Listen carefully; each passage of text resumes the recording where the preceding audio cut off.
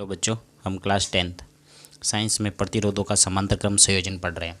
पहले तो ये ध्यान रखना है, समांतर क्रम को पार्श्वक्रम भी कहते हैं। ये ध्यान रखना, पार्श्वक्रम क्या कहते हैं? पार्श्वक्रम भी कहते हैं। आपको एग्जाम में पार्श्वक्रम भी मिल सकता है। समांतर क्रम संयोजन का मतलब क्या होता है, ध्यान से समझना। जितने भी प्रतिरोध है, कितने भी ले सकते हो, यहाँ पर मैंने 3 लिए हैं, 4 भी ले सकते हो, 5 भी ले सकते हो, लेकिन 3 प्रतिरोधों के संयोजन का ध्यान रखना है। 3 प्रतिरोधों में समांतर क्रम संयोजन में क्या होगा, 3 प्रतिरोध है, तीनों प्रतिरोधों के जो पहले सिरे हैं वो एक बिंदु पर जुड़े गए हैं, ठीक है, और दूसरे सिरे दूसरे बिंदु पर जुड़े गए हैं। इस क्रम के संयोजन को समांतर क्रम संयोजन कहते हैं।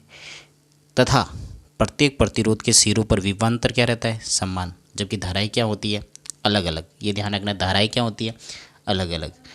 इसको समांतर क्रम संयोजन कहते हैं। अब हम समांतर क्रम संयोजन में ओम के नियम से सूत्र व्युत्पन्न करेंगे। ध्यान से देखना, हम लिखेंगे, पहले तो समांतर क्रम संयोजन की परिभाषा लिखनी है।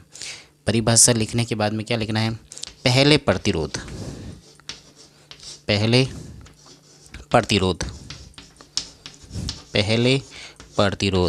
R1 के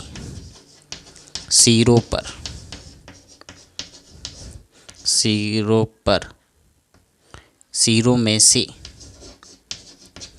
प्रवाहित धारा, यहाँ पर मैं धारा क्यों निकाल रहा हूँ, क्योंकि धाराएं तीनों अलग अलग है। तो प्रवाहित धारा ओम के नियम से क्या आएगा, V बराबर I R होता है। अब ध्यान रखना, पहले प्रतिरोध के लिए तो R1, धारा क्या है I1, V क्या है, सबका समान, तो ये क्या चला जाएगा नीचे, V बटा R1 बराबर I1, ठीक है। इसी प्रकार हम दूसरे प्रतिरोध का भी तो नीचे लिखना है, यहाँ साइड में लिखना है ओम के नियम से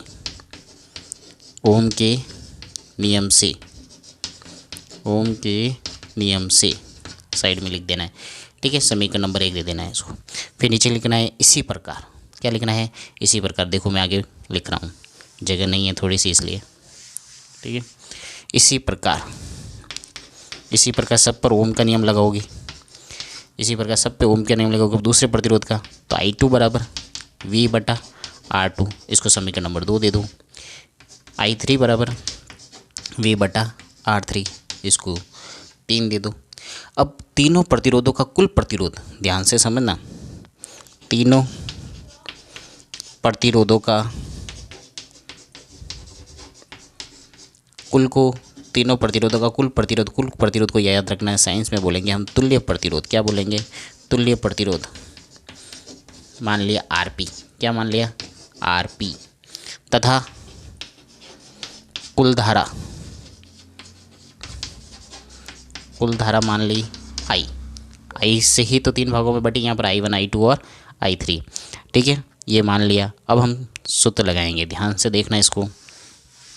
कुल धारा बराबर क्या होगी, I बराबर I1 plus I2 plus I3।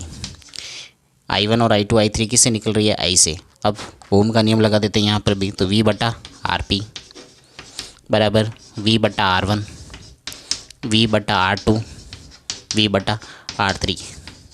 क्या कॉमन आ रहा है, ओ V बटा RP, तो यहाँ पर रहेगा, इस तीनों में से क्या कॉमन आ रहा है, V कॉमन, अंदर क्या बचेगा, 1 बटा R1, 1 बटा R2 प्लस 1 बटा R3, ठीक है।